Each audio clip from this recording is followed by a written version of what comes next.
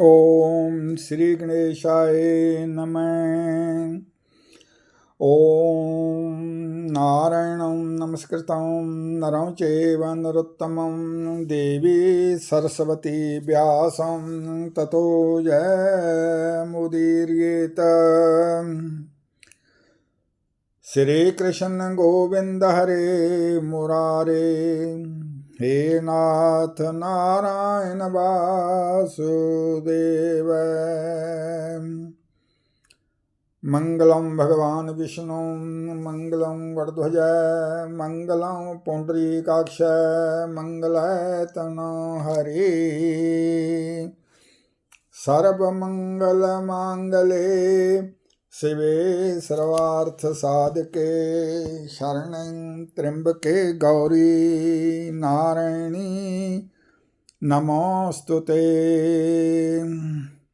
गावो में अगरत संतो,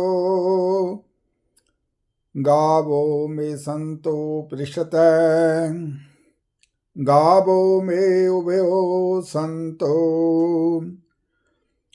गवम देव साम्यहम्। प्रिय भक्तजन, प्रिय श्रोताजन, प्रिय दर्शकों, आज के मंगलमय प्रवचन प्रसंग को आप भक्तजन मेरे आध्यात्मिक चैनल ज्योतिष कर्मकांड एंड प्रवचन को यूट्यूब के माध्यम से श्रवण कर रहे हैं। बोल कृष्ण भगवान की जय, बोलिए गौ माता की जय। प्रिय भक्तजन, आज का जो परम पवित्र हमारा आध्यात्मिक और धार्मिक विषय है, गौ माता की स्तुति। आज के भौतिक युग में, आज के मशीनरी के युग में और कलयुग के प्रभाव से गौओं की, गौ माता की सेवा भावना बहुत कम हो रही है। प्रिय भक्तजन, प्रिय श्रोताजन, प्रिय दर्शकों, मैं आपके साथ अपने जीवन का अनुभव आपसे के सामने प्रस्तुत कर रहा हूँ। मेरा जन्म लगभग जनवरी 1952 का है और 1957 से लगभग मुझे सभी बातें याद हैं। और उस समय जबकि हम प्राइमरी शिक्षा को शुभारंभ किया था, उस समय की बातें भी मेरे अभी तक याद हैं। आज से 60-65 वर्ष पहले हमारे भारत में, हमारे पंजाब में, हमारे देश में गौओं की, बैलों की बहुत कदर थी, बहुत प्रेम था। कोई ज़्यादा समय नहीं हुआ, 60-65 वर्ष की मेरी आंखों से देखी हुई बातें हैं कि उस समय जो किसान थे, जिमींदार थे, उनके घरों में तो कई गौ माताओं का पालन किया जाता था। परंतु जो गरीब परिवार थे, उन परिवारों में भी 2, 3, 4 तक गौ माताएं रखी जाती थी, उनका पालन किया जाता था, उनका वह दूध पीते थे और उनके दूध से गुजारा भी करते थे। और उसी प्रकार, क्योंकि हम भारतीय सभ्यता और संस्कृति की बात कर रहे हैं, हमारा जो देश है भारतवर्ष, वह कृषि प्रधान देश है।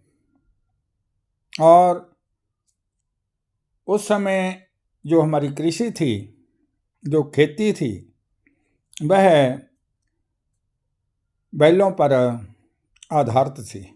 बैलगाड़ियाँ में बैल को जोड़ना, हल में बैलों को जोड़ना, हल्ट में बैलों को जोड़ना, खेती के नए कामों में गौ माता के बाछड़े बैल काम देते थे। इसलिए बड़े ही सत्कार से, बड़े ही चाव से भक्तजन, किसान, गोपाल और सभी परिवार गौओं को बड़े सत्कार से पालते थे, सेवा करते थे। और जिनके घर में कोई सुंदर बाछड़ा, सफ़ेद रंग का सुंदर बाछड़ा पैदा हो जाता तो वह परिवार बहुत ज़्यादा प्रसन्न होता था कि हमारे तो बहुत ही सुंदर बैल आ गया है जो हमारी खेती में हमें तार देगा, हमें सहयोग देगा। बाछड़ा, गऊ का बाछड़ा होने पर खुशियाँ, मन में खुशियाँ हो जाती थी। इसी प्रकार गऊ का भी माता के रूप में बड़ा सत्कार करते थे। बैलों का इतना सत्कार था कि किसान जिन बैलों को खेती में जोतते थे, हल जोतते थे, बैलगाड़ी में लगाते थे, हल्ट में लगाते थे, उनको दोपहर के समय जो चने की फसल है, छोलों की फसल है, अब तो मनुष्यों को खाने के लिए बड़ा दुर्लभ हो गया है, उनको दोपहर के समय वह चनों की फसल, हरी छोलों की फसल उन बैलों को बड़े प्यार से खिलाते थे, पानी पिलाते थे, सेवा करते थे। और इस प्रकार परिवार के सदस्यों के समान बैलों का और गौओं का सत्कार होता था। और क्योंकि गौ माता का दूध पीते थे, गौ माता की सेवा करते थे, गौओं पर कृषि आधारित थी, इसलिए मेरी आँखों से देखी हुई बातें हैं कि ज़मीन को तैयार करके बा कर सुहागा मारकर फिर जब फसल बोई जाती थी तो किसान फसल बोते समय भगवान का ध्यान करते थे और कहते थे, जैसे वेद के मंत्रों का उच्चारण होता है, ऐसे अपनी लौकिक भाषा में, अपनी मातृभाषा में, अपनी पंजाबी भाषा में या अपनी हिंदी भाषा में किसान जैसा भी उनका मातृभाषा होती थी उसमें कहते थे कि जो मैं फसल बो रहा हूँ उसमें साधु संतों की सेवा के लिए, गौ गरीब की सेवा के लिए, पशुओं पक्षियों की पालन के लिए, गरीब और अनाथ लोगों की सहायता के लिए, उनका भाग्य, उनके भाग्य की फसल भी, उनके भाग्य का अनाज भी जो मैं बीज रहा हूँ उसमें पैदा हो जाए। इस प्रकार फसल को बोना शुरू कर देते थे। बड़े सुंदर, मुझे वह प्रार्थना नहीं आती, बड़े सुंदर शब्दों में उच्चारण किया जाता था। हाड़ी के भाग की, पाली के भाग की, इस प्रकार के बड़े सुंदर वाक्य होते थे।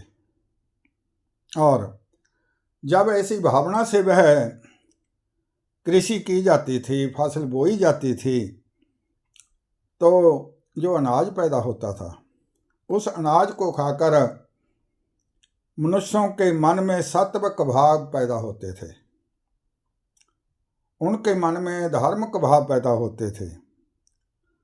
जब फसल काटी जाती थी तो कुछ फसल को काटने के बाद कुछ भाग गरीबों को लेने के लिए छोड़ दिया जाता था और जिससे काटकर वह गरीब अपने घर में अनाज का संग्रह करते थे। और फसल को काटने के बाद जब अनाज घर में आ जाते थे और खेती को संभाल लिया जाता था, फसल को संभाल लिया जाता था, उपज को संभाल लिया जाता था। उसके बाद समूहिक रूप में, सामाजिक रूप में किसान भक्तजन इकट्ठे होकर यज्ञ करते थे, जैसे मीठे चावलों का यज्ञ। यह क्या था? यह सिर्फ धर्म के साथ जुड़ी हुई भावनाएं थी। परंतु जैसे हम कहते हैं, जैसा खाएं अन्न वैसा होए मन। अनाज जो पैदा हो रहा है, ठीक है, हमारा जीवन आधार है, परंतु जिस भावना से बोआ जाता था वैसे ही उस समय भक्तों के पवित्र, निर्मल और धार्मिक विचार होते थे। धीरे धीरे बैलों के आश्रित जो खेती थी, कृषि थी, वह परिवर्तन आ गया और मशीनरी से खेती कृषि होने लगी। और उसके साथ ही गौओं की और बैलों की बेकदरी शुरू हो गई और उनके प्रति जो धार्मिक भावना थी, जो प्यार था, वह समाप्त होता गया। पहले जो हजारों युगों की बात है उसका तो कहना ही क्या है कि राजे महाराजे, भक्तजन, संतजन गौओं का बड़ी श्रद्धा से पालन करते थे। गौ माता को भी गौधन कहा जाता था। जिसके पास अधिक गौएं होती थी उसको ही ज़्यादा धनवान समझा जाता था और बड़ी श्रद्धा से गौओं की सेवा की जाती थी। जो विद्यार्थी गुरु आश्रमों में पढ़ते थे वह भी गौओं की सेवा करते थे। गुरु आश्रमों में भी विद्यार्थी तथा गुरुजन गौओं विद्या अध्ययन के साथ साथ गौओं की सेवा करते थे। परंतु समय के चक्कर के अनुसार, समय के काल के अनुसार हमारे देखते देखते ही 60-65 सालों में जो गौओं का वैसा सत्कार नहीं रहा है, बैलों का वैसा मान सत्कार नहीं रहा है। इसलिए हमें अपनी सभ्यता को याद रखने के लिए, हमें अपने धर्म, अपनी संस्कृति को प्यार करने के लिए, हमें अपने पिछोकड़ पर जो हमारे बुजुर्गों ने जहाँ तक हमें लेकर आए हैं, ऐसे शुभ कर्मों का गहन अध्ययन करना चाहिए। तो गौ माता का यदि हमारे देश में सत्कार होता है तो वश में वही जो भारतवासी हैं, जो भक्तजन हैं, वह विकास करेंगे, उन्नति करेंगे और सन्मार्ग पर चलेंगे। बोलिए गौ माता की जय। गौ माता के चरण कमलों का ध्यान करते हुए गौ माता की स्तुति में हम भजन उच्चारण करेंगे, भजन गाएंगे। बोल सच्चे दरबार की जय। बोलिए गौ माता की जय। गौ माता की स्तुति। ओम नमो नमो गौ माता। ओम नमो नमो गौ माता। विष्णु रूपने शंभु रूपने तो ही सृष्टि विधाता। ओम नमो नमो गौ माता। ओम नमो नमो गौ माता। विष्णु रूपने शंभु रूपने तो हे सृष्टि विधाता। ओम नमो नमो गौ माता। गौ माता गंगा तुलसी ये तीनों ईश्वर रूप, निज प्राण दे रक्षा करते, गौ की हिंदू भूप। काल चक्र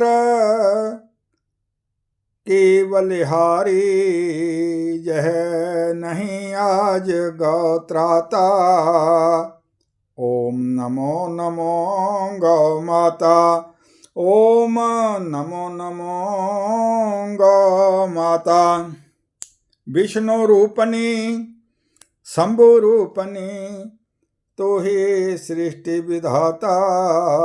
ओम नमो नमो गौ माता, ओम नमो नमो गौ माता। गौपालक थे कृष्ण चंद्र जी, पर ब्रह्म अवतार। संहारक शिव जी ने भी तो किया वृषभ सत्कार। बैलों से ही खेती होती, कीर्ति रही विख्याता। ओम नमो नमो गौ माता, ओम नमो नमो गौ माता। विष्णु रूपनी शंभु रूपनी, तो ही सृष्टि विधाता। ओम नमो नमो गौ माता। दूध दही घी का क्या कहना, गौ में और गौमूत्र स्वस्थ विवर्धक, रोग विनाशक माने जाते पूत। इसीलिए सब लोग गाय को कहते हैं गौ माता। ओम नमो नमो गौ माता, ओम नमो नमो गौ माता। विष्णु रूपनी शंभु रूपनी, तू ही सृष्टि विधाता। ओम नमो नमो गौ माता। करें प्राण प्रण से गौ रक्षा, ऐसी दो प्रभु शक्ति। जन जन के मन में अति उपजे, गौ के प्रति अनुरक्ति। जान विधर्मी भी ले गौ को, भारत भाग्य विधाता। जन जन के मन में अति उपजे, गौ के प्रति अनुरक्ति।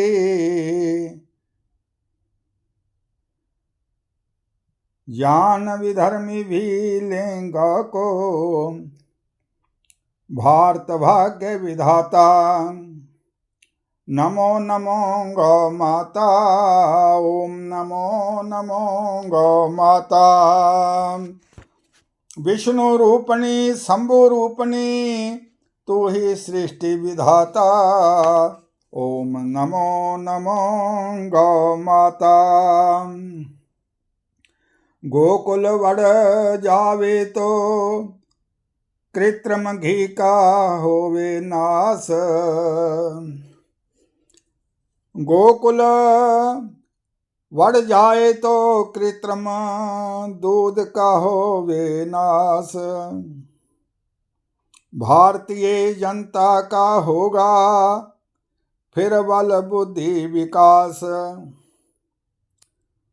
धरणीधर की यही कामना, भक्त जनों की यही कामना। सुख पावे गौ माता, ओम नमो नमो गौ माता। ओम नमो नमो गौ माता। विष्णु रूपनी शंभु रूपनी, तो ही सृष्टि विधाता। ओम नमो नमो गौ माता। ओम गावो में अग्रत संतो, गावो में संतो पृष्ठत, गावो में उभयो संतो, गवम देवसाम्यहम्। ओम श्री कृष्ण गोविंद हरे मुरारे, हे नाथ नारायण वासुदेव। ओम अच्युतं केशवं राम नारायणं कृष्ण दामोदरं वासुदेवं हरिं, श्रीधरं माधवं गोपिका वल्लभं, जानकी नायकं श्री रामचंद्रं भजे। सर्वे भवन्तु सुखिनः, सर्वे सन्तु निरामया, सर्वे भद्राणि पश्यन्तु मा कश्चित् दुःख भाग् भवेत्। तमेव माता च पिता तमेव, तमेव बन्धु च सखा तमेव, तमेव विद्या च द्रविणं तमेव, तमेव सर्वमम देव देव।